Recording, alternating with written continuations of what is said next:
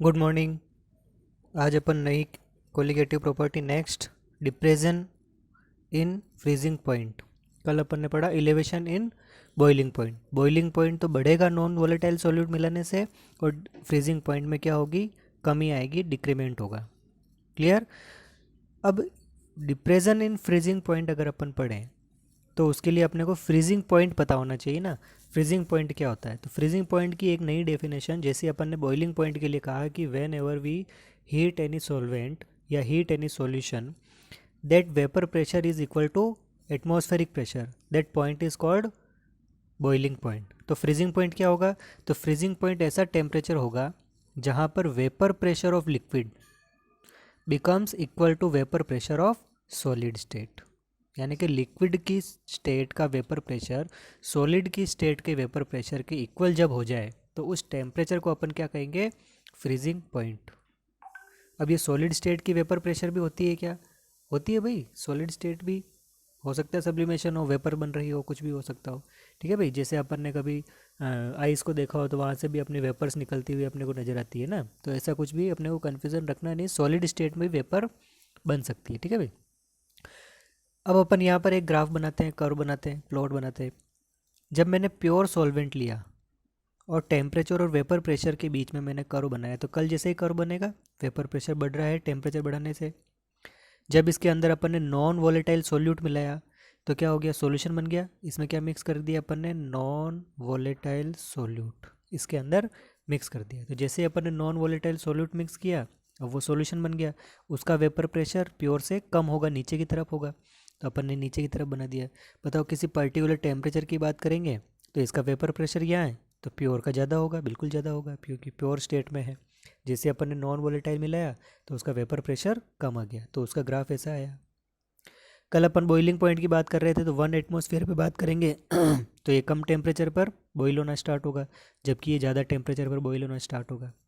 आज अपन depression point की बात कर रहे हैं भाई। अपन ने और पहले बॉइलिंग पॉइंट की बात कर ली, अब अपन किसकी बात कर रहे हैं? फ्रीजिंग पॉइंट की बात कर रहे हैं। तो फ्रीजिंग पॉइंट की बात करी तो अपन ने क्या कहा? Vapour pressure of liquid state equal to vapour pressure of solid. अब मेरे को सॉलिड का भी एक ग्राफ बनाना पड़ेगा, तो मैंने यहाँ ये बनाया सॉलिड का कर्व। ठीक है, तो ये लाइन किसकी हो गई? सॉलिड स्टेट की हो गई। ठीक। जहाँ पर लिक्विड का वेपर प्रेशर सॉलिड के वेपर प्रेशर के इक्वल हो जाए तो उसको क्या कह दिया अपन ने? Freezing point. इसका फ्रीजिंग पॉइंट प्योर का है अपना इस जगह पर, तो इसको अपन ने कह दिया टी एफ नोट। नोट का मतलब प्योर स्टेट। फिर अपन ने सॉल्यूशन का बनाया, तो सॉल्यूशन का वेपर प्रेशर और सॉलिड का वेपर प्रेशर वो यहाँ पर मिल रहे हैं, तो ये अपन ने बात कर ली। ठीक है, ये बन गया अपना टी एफ, और इन दोनों का डिफरेंस कितना हो गया? तो delta T F. Clear. Delta T F किससे निकालेंगे? तो delta T F is equal to T F naught minus T F, क्योंकि टी एफ नोट की वैल्यू ज़्यादा है और टी एफ की वैल्यू कम है। टी एफ क्या है? तो फ्रीजिंग पॉइंट को एक्सप्रेशन करने का एक तरीका है। ठीक है भाई। अब मैं फ्रीजिंग पॉइंट को, ये तो अपन ने ग्राफ से या अपन ने और इस ऑफिशियल लैंग्वेज में अपन ने बात करी। अपन एक अनऑफिशियल लैंग्वेज, यानी कि मैं आपको एक्सप्लेन करने के तरीके से मैं आपको बताऊं, तो फ्रीजिंग पॉइंट क्या है? तो फ्रीजिंग पॉइंट एक ऐसा पॉइंट है जहां पर और सारे जो पार्टिकल्स हैं, या सॉल्यूशन में हो, लिक्विड स्टेट में हो, वो एक सिस्टमेटिकली अरेंज ऑर्डर में अरेंज होना स्टार्ट हो जाए। सिस्टमेटिकली ऑर्डर में अरेंज होना स्टार्ट हो जाए तो उसको क्या बोलते हैं अपन? फ्रीजिंग पॉइंट बोलते हैं। ठीक है भाई। अब इसको वॉल्यूम से आप रिलेट मत कर लेना कि जब कोई भी लिक्विड जो है वो सॉलिड स्टेट में कन्वर्ट होगा तो उसका वॉल्यूम कम होगा या उसकी डेंसिटी पे कोई फ़र्क पड़ेगा। डेंसिटी से वॉल्यूम से अपने को रिलेट नहीं करना है। क्लियर। क्योंकि मैं एक एग्जांपल बताता हूँ। जैसे अगर अपन किसी दूसरे लिक्विड्स को या मेटल्स को, अपन कोई लिक्विड है और उस लिक्विड को सॉलिड स्टेट में कन्वर्ट करेंगे तो ऑब्वियस सी बात है उसकी डेंसिटी जो है वो बढ़ेगी। लेकिन अगर अपन वाटर की बात करें तो वो सिस्टमेटिकली अरेंज तो होते हैं, लेकिन उनका वॉल्यूम और ज़्यादा बढ़ जाता है, क्योंकि उनके बीच में पिंजर लाइक स्ट्रक्चर बन जाती है, केज लाइक स्ट्रक्चर बन जाती है। ठीक है भाई। तो अपन क्या करें? डेंसिटी से और वॉल्यूम से अपने को रिलेट नहीं करना है, यहाँ पर किसी तरह कोई कन्फ्यूज़न नहीं रखना है अपने को, खाली वेपर स्टेट से या वेपर प्रेशर से अपने को फ्रीजिंग पॉइंट को एक्सप्लेन करना है। ठीक है भाई। तो फ्रीजिंग पॉइंट की दो डेफिनेशन, पहली डेफिनेशन जो ऑफिशियल और सेकंड डेफिनेशन कि जब कोई भी पार्टिकल्स जो हैं वो लिक्विड से सॉलिड में कन्वर्ट होंगे तो उस कंडीशन में वो ऑर्डर, सिस्टमेटिक ऑर्डर से अरेंज होना स्टार्ट हो जाएंगे। ठीक है भाई, ये सबके ऊपर फिट हो जाएगी डेफिनेशन कि वो सिस्टमेटिकली अरेंज ऑर्डर में अरेंज हो रहे हैं। ठीक है, वॉल्यूम से अपने को एक्सप्लेन नहीं करना है। ठीक है, चलते हैं आगे। कल जैसा ही है, टी बी टी एफ, वहाँ टी बी लिया था अपन ने बॉइलिंग पॉइंट के लिए, फ्रीजिंग पॉइंट है तो टी एफ ले लिया। अब अपन जब एक्सपेरिमेंट्स किए इसके ऊपर तो मेरे को ये पता लगा या साइंटिस्ट को पता लगा कि डेल्टा टी एफ की जो वैल्यू है वो मोलिलिटी ऑफ सॉल्यूशन के डायरेक्टली प्रोपोर्शनल टू में है। कल भी किया था अपन ने यही। तो क्या कह दिया अपन ने, एम क्या है, मोलिलिटी, और मोलिलिटी की क्या डेफिनेशन, तो number of moles of non volatile solute present in mass of solvent in KG. अगर आपने लीटर ले लिया तो मोलिलिटी हो जाएगा, लेकिन अगर अपन ने केजी लिया तो क्या कह रहे हैं अपन, मोलिलिटी। याद रह जाएगी बात। अब number of moles of solute पर डिपेंड कर रही है कौन, delta T F, depression in freezing point, यानी कि इसके अंदर जो चेंजेस हो रहा है वो केवल और केवल किसके ऊपर डिपेंड कर रहा है, सोल्यूट के ऊपर। अब सोल्यूट के भी नंबर ऑफ मोल्स के ऊपर, अब कौन है क्या है उससे अपने को कुछ करना नहीं, केवल उसके नंबर ऑफ सोल्यूट पर डिपेंड कर रहा है। इसका मतलब ये क्या हो गई, अपनी एक तरह की कोलिगेटिव प्रॉपर्टी हो गई। क्लियर। डायरेक्टली प्रोपोर्शनल टू के साइन को इक्वल टू में चेंज करेंगे तो क्या हो जाएगा, delta T F is equal to K F multiplied by M. तो ये हो गया मोलर डिप्रेशन कांस्टेंट। ये इसका एक और नाम है क्रायोस्कोपिक कांस्टेंट। याद रह जाएगा। वहाँ अपन ने के बी को दूसरा नाम दिया था, वो भी याद रखना, और इसको कह दिया अपन ने क्रायोस्कोपिक कांस्टेंट। वहाँ पर के बी को क्या कांस्टेंट दिया था अपन ने, के बी को भी एक नया कांस्टेंट का नाम दिया था, इब्यूलोस्कोपिक कांस्टेंट या मोलर इलेवेशन कांस्टेंट। क्या नाम है, इब्यूलोस्कोपिक कांस्टेंट। यहाँ से पूछते हैं, डायरेक्ट पूछ लेंगे, इब्यूलोस्कोपिक कांस्टेंट है उसकी यूनिट लिखो, तो अपने को पता होगा इब्यूलोस्कोपिक कांस्टेंट क्या है, तो उसकी यूनिट लिख पाएंगे, है ना। या फिर उसको डिफाइन करने के लिए कह दिया तो भी अपने को पता लगना चाहिए ना। तो फ्रीजिंग की जगह बॉइलिंग कर दिया, बॉइलिंग की जगह फ्रीजिंग कर दिया तो भी उल्टा हो जाएगा सारा। तो यहाँ पर क्या हो गया, क्रायोस्कोपिक कांस्टेंट। क्लियर। पिछले साल से उसमें क्वेश्चन में आप लोगों के पूछा था what is the unit of cryoscopic constant.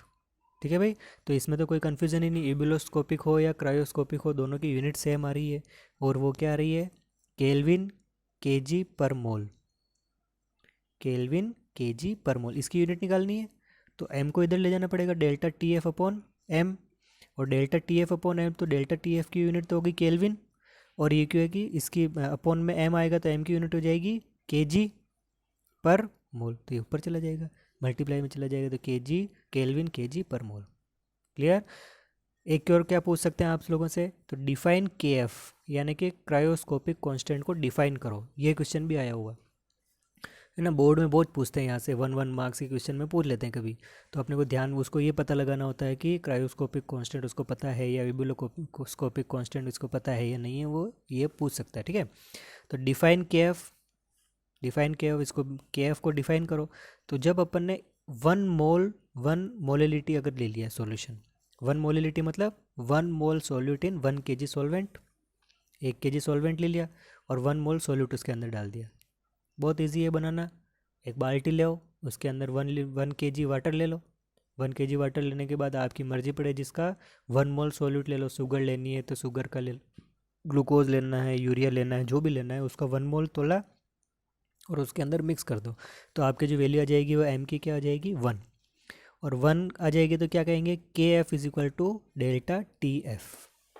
याद आ जाएगी, और डिफाइन कर सकते हैं, है ना। तो इसकी डेफिनेशन क्या हो जाएगी, cryoscopic constant is the depression in freezing point when 1 mole solute dissolve in 1 kg solvent. अब यहाँ सोल्यूट लिखते समय अपने को ध्यान रखना है कि यहाँ जो सोल्यूट है वो कैसा है, तो हम कहेंगे नॉन वोलेटाइल, और नॉन वोलेटाइल के साथ एक चीज़ और ऐड कर सकते हो यहाँ पर, non electrolyte.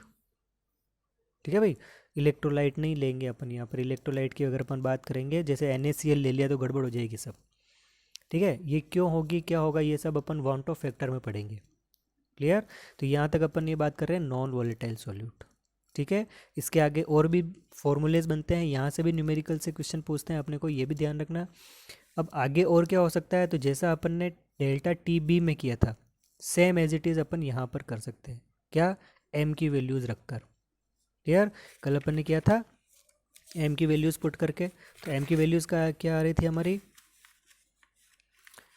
W2 upon M2, W1 upon 1000, और इसको सॉल्व करेंगे तो 1000 into W2 upon M2 into W1। अब ये वैल्यू M की वैल्यू अपन यहाँ पर जैसे अपन ने डेल्टा टी बी भी रखा, same as it is formula, केवल के बी की जगह के एफ, टी बी की जगह टी एफ, ठीक है, और M2 की जगह ये। क्लियर? अब मैंने यहाँ पर आप लोगों के लिए जगह छोड़ दी, तो आप लोग इसको सॉल्व करना और यहाँ से M2 की वैल्यू कैसे फाइंड आउट कर सकते हैं। ठीक है भाई, ये आपके लिए क्या हो गया, टास्क। बहुत छोटा सा है, कुछ है नहीं। ठीक है, तो M2 की वैल्यू आपको फाइंड आउट करनी आनी चाहिए। किसी भी सोल्यूट के पार्टिकल अगर सॉल्वेंट के अंदर सॉल्यूशन बना रखे हैं तो उस कंडीशन में उसका क्या मोलर मास होगा। ठीक है, यहाँ से भी न्यूमेरिकल्स हैं, इससे ऊपर वाले पार्ट से भी न्यूमेरिकल्स हैं, इनको सॉल्व करना। ठीक है भाई, आज अपन इतना से ही रख रहे हैं। नेक्स्ट कोलिगेटिव प्रॉपर्टी कल पढ़ेंगे, फिर सैटरडे को अपन वो पढ़ लेंगे वांट ऑफ फैक्टर, और उसके बाद में ये लेसन फिनिश। फिर जिंदा रहे तो मंडे को अपन न्यू चैप्टर स्टार्ट करेंगे। जिंदा रहे मतलब अगर आप इसको सॉल्व करोगे, पॉजिटिव रहोगे, है ना, कुछ रेस्पॉन्स आएगा तो नेक्स्ट चैप्टर स्टार्ट कर लेंगे अपन।